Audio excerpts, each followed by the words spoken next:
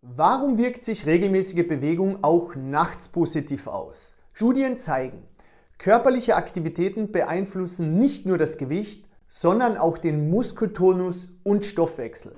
Durch Bewegung bleibt die Muskulatur insgesamt aktiver und stabiler.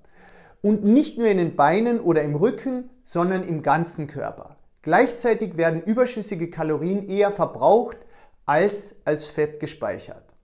Auch in sensiblen Bereichen wie Hals oder Rachen. Außerdem sorgt Bewegung für einen ausgeglichenen Blutzucker, das hilft dem Körper nachts ruhiger zu arbeiten und besser zu regenerieren. Kurz gesagt, Bewegung am Tag unterstützt Stabilität, Stoffwechsel und ruhigere Atmung im Schlaf. Folgt uns! Im nächsten Post zeigen wir eine Lösung, die sich bei Schnarchen und Schlafapnoe besonders bewährt hat. Somnishop und das Schnarchen endet heute.